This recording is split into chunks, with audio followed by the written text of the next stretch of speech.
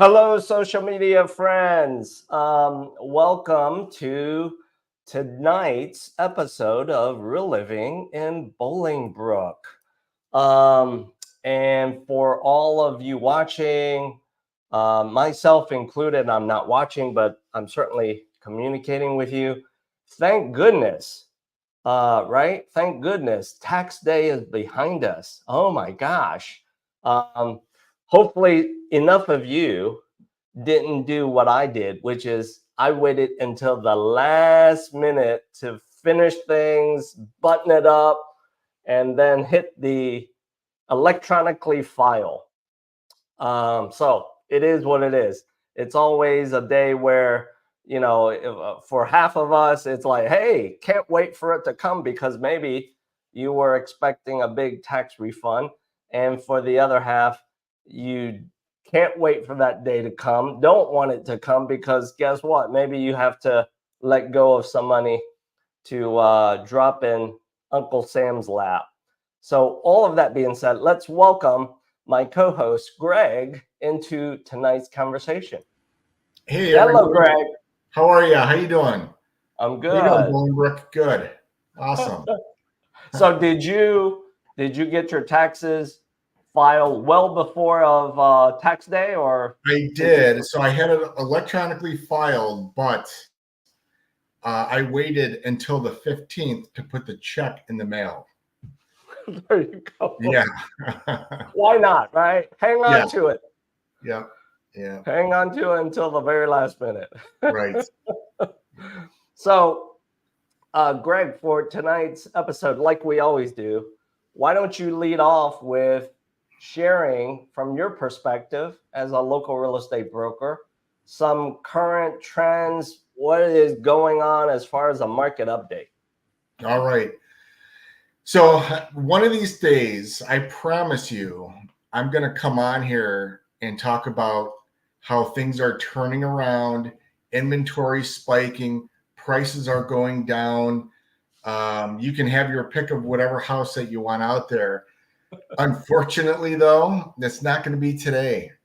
We're seeing, and if you've watched the last couple of episodes where I went through the numbers, we're seeing more of the same and even a little bit tighter. To give you an example, when I look at the homes for sale in March of 2023, there was 84 homes. This is just in Bolingbrook. Okay. There was 84 homes available for sale. So 84. So come to March of this year, we're down to 66 homes available. That's a pretty big percentage jump down as far as what's available. As far as new listings on the market. So these are all the homes that are coming on the market in Bolingbrook. So what I just told you were the ones that are still available. So you can choose from those 66. The other ones are all under contract. So in March of last year, we had 1,100 homes that came on the market. And this year in March, we have 900. So we're down 200. So with that, then you would think that, hey, price per square foot is probably going up. And it has been going like crazy. So as of March of 2023, it was $172 per square foot. And for March of this year, we're at $188. Wow. And it's going up. There's not 1 month that is showing any kind of stopping. It's going up. Got it. So the values are going up. Inventory is still low. It's still shrinking. Multiple offers are still very, you're likely to get into a multiple offer situation within days. Yeah. So that whole time frame is crazy. Now, I was listening to somebody talk about the spike in REO or bank-owned, foreclosures. Okay. So I wanted to look in Bolingbrook to see what that looks like as far as foreclosures go in Bolingbrook. And they're right. So foreclosures from 2021 has tripled in Bolingbrook. Wow. But let me put Well, things in I'll put things into perspective. And the year of 2021, we had one foreclosure, okay. and now we have three.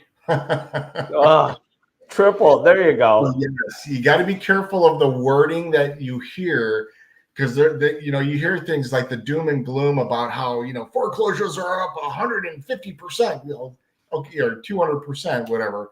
It's like, yes, going from like 2 homes to 4 homes, Right. but In other still, words, yeah. In other words, the percentage, there is a backstory behind that.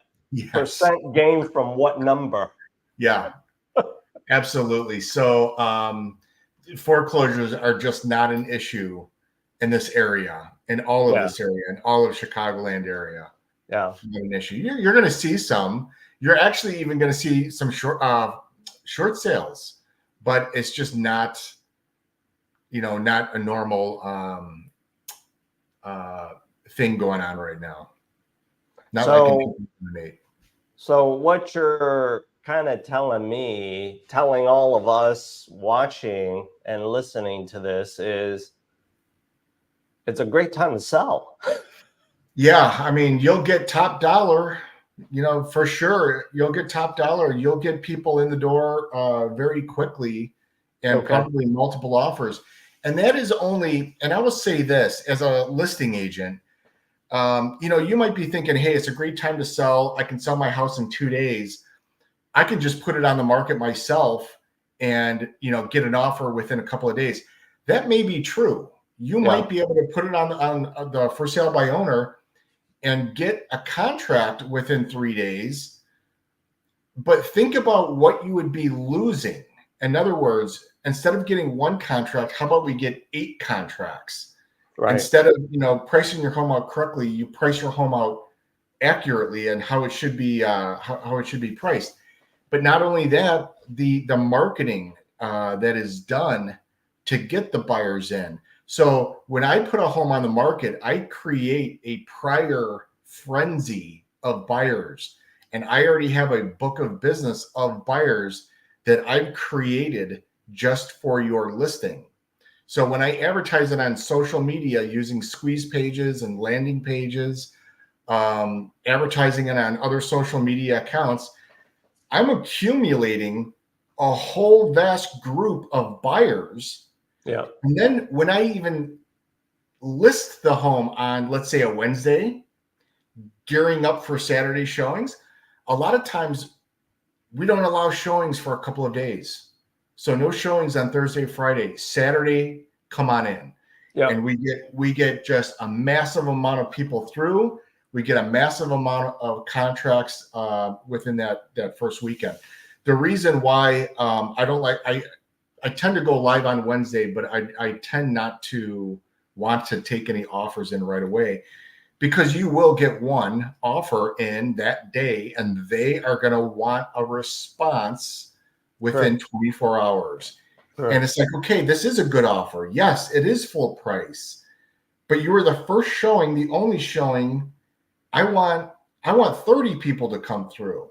Right. So that's what, doing it through the weekend, that's what allows me to gain the most leverage when I'm figuring out, what contracts are the better ones. So what you just dropped for me is there's value in engaging a professional real estate broker. Why? Because you're not only giving to me, a seller, 1 buyer, you're creating a plan A, plan B, C, D, E, and F. Absolutely. And I tell you what, so I've been in real estate for 20 years. Yeah. I did mortgages before that. So I've always been kind of in the real estate industry. And I always joke about it that, every time that I think that I've seen every situation, another one pops up. True. And, it's kind of true as we think about this market that we're in right now. Before 2020, I got my license in 2006. I've seen it all. I've seen a buyer's market. I've seen a seller's market. I've seen an REO, short sales, when those things were prevalent. I've seen it all. Nope. Here comes 2020. Yeah.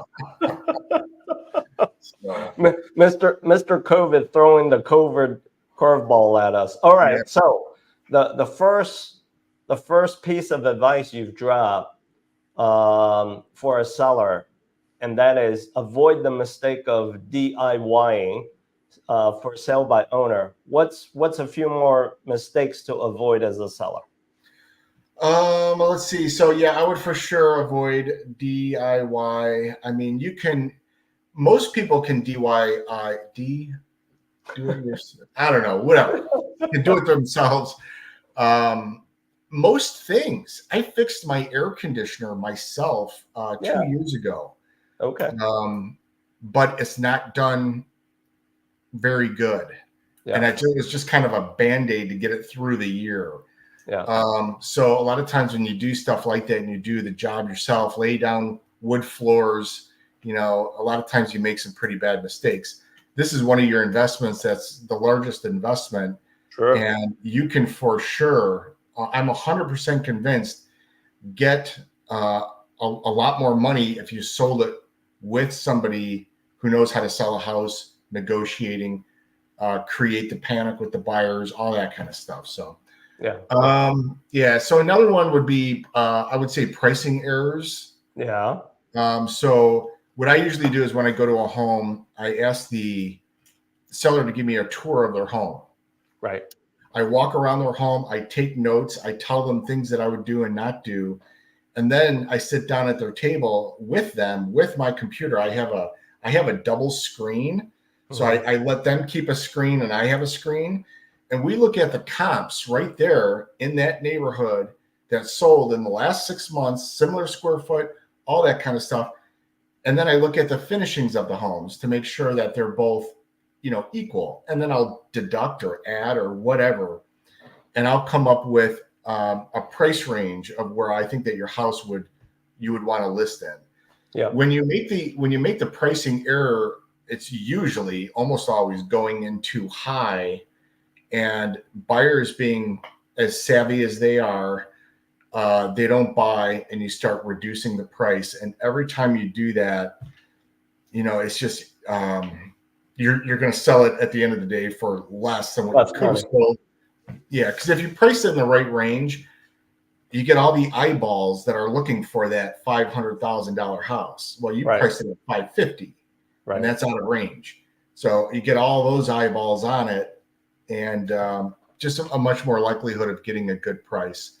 So I would say price would be a big one. Another one would be neglecting to do the simple, easy, inexpensive fixes of the home. Nobody likes the dark red walls or the orange walls anymore, the pink room, pink carpeting. There's a lot of that going on. Yeah, I've done a lot of that. And what will happen is my sellers will say, well, how about we just give them a credit of $3,000? No, they're not coming in here. Yeah. If they see the pink carpet in the pictures, they're not coming in. Yeah. They don't want to waste their time. Yeah. So spend a little bit of money to neutralize the home, make it nice. But that's a big one. Yeah. All right. Well, those are some great, very intentional tips and advice of mistakes you don't want to commit to sellers, all of you watching who are thinking about selling. And so as part of our episode tonight, let me share another perspective of why there are certain things you just should not DIY. By the way, this is a previously recorded conversation, so allow me to play it back for you and enjoy for the next 5 minutes or so. Here goes.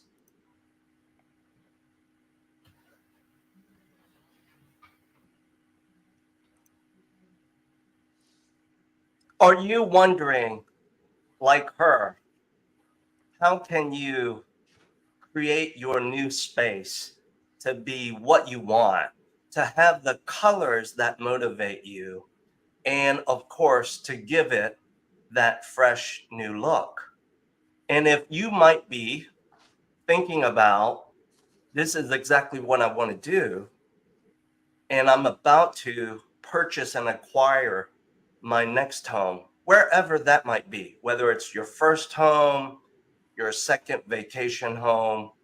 Perhaps you, like her, you're wondering, who can help me with that project? For today's recording, I am graced with a new relationship who is a painting contractor who runs a business that has spanned 3 decades, probably even 4 decades by now. And I'm just so excited today to share with you my conversation with him as to what he does, why he does what he does, and of course, how can you benefit from his information. So let's welcome him into the room. Peter, good morning to you. Good morning, William. How are you? I'm doing well. As I joked with you before I led in to introduce you as best as I could, I teased you with the fact that, hey, we got lucky today. We both were able to get our schedules aligned so that you're not going up and down ladders, scaffolding, and maybe cracking your whip with your painting crew. Am I right? That's about it. Well, good to know that. So for today's conversation, Peter, as you heard from the introduction and from that, gorgeous woman kind of scratching her head, wondering, hey, who can help me create what I have in my mind, you, Peter, in your business, in my professional opinion, you're probably a sought after resource right now. Yeah, we are. Been around for a long time, and worked under my father, who was a master of decorative painting. He earned a master's degree in Vienna, Austria. Wow. Worked under him for 22 years, and then tragically, one day he had a heart attack and passed, and it's been 18 years since that event. And since then, I've carried on the business, held it up well, and we're pretty much focusing on handling projects and custom homes. I'm really not doing a lot of commercial work. I really focus on people's private homes. And we're a small boutique painting company, just the two of us, and we fit well. I'm not interested in having a bunch of guys to keep busy constantly. And, that just changes the whole dynamic of the way it started with my father and I. So it started with two guys, my father and I, and then to this day, it's still two guys. And we manage to keep busy all the time because there are people who just like things done the way we do them. And we're very thorough about our process. And attention to detail is pretty much the cornerstone of the business. And realistic timeframes are also something that I pride myself with. I love the sound of that. That last part and then the previous 2 points. Hitting the mark, delivering to the outcome on time. But I think one thing you touched on that I find to be what I call the unicorn in your business is attention to detail, right? Yeah. So let's come back to that in a little bit. But first off, here's my first question. And I am certain you may be asked this question whether or not you like it, whether or not you think like, oh my gosh, here's that question again. And the question is, when should someone hire a professional painter like you rather than do it yourself? Well, first of all, like any profession, and painting is a profession. Right. A professional painter has years of experience with a skill set that he or she carries around with them at all times. A do-it-yourselfer does not have that kind of skill set nor the experience to bring to the job. So therefore, you're just not going to be able to get as good of results. And let's face it, the end goal to any job is getting the best results and making the property, home, look its best. Sure. So if you have the skill set, you know how to go about it. And the tools are a necessity too. Believe it or not, in the painting business, it's not just a roller pan and a few brushes and you've got the tools. There's quite a bit involved. There's different scale ladders, there's scaffolding, there's spray equipment. The list goes on. I can just go on and on and on. And it even extends into the wall covering business, because painting and wall covering are kind of brother and sister businesses. So we do both, and that's a very important thing for us to stay busy. But I don't want to get off track here. But when somebody wants to do a project, he or she really needs to ask themselves, do I have the skill set to do this? Right. Do I have the tools to do this? Right. And do I have the time to do this? And do it well? Yeah. Just like you said, Greg, those three questions that he shared with me in that recorded conversation is spot on. There are certain things you just cannot do it yourself, because you're not going to get the outcome that you expect, right? And in his business, there's certain equipment that unless you have it, if you run around, have to buy it, and then you have to store it, it's kind of like, well, did you just sink a bunch of money for one event that you're not going to get a big return on that investment? Right. Yeah. So, audience members, as we wrap up tonight's episode, just like Peter Franz and Greg Vanden Brook have shared with you, don't do certain things by yourself. Perhaps don't even do it yourself. Hire a professional, because the outcome will be exactly what you want. And if you are looking to engage a professional like Greg to help you with your next chapter, to help you move to the next home, all you have to do is scan the QR code that you see next to his name. And along the way, should you need financing, unless you're paying cash for that next real estate purchase, certainly scan the QR code next to my name.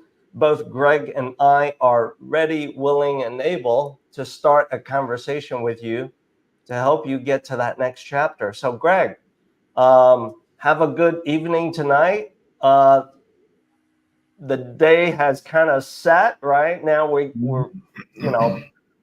getting more daylight, but at this point, on a Wednesday night, hey, we still got some time left to do the things that we want to do. Yeah, right. All right. So, audience members, until we see each other in the next episode of Real Living in Bolingbrook in about 3 to 4 weeks. Peace out. All right. See ya.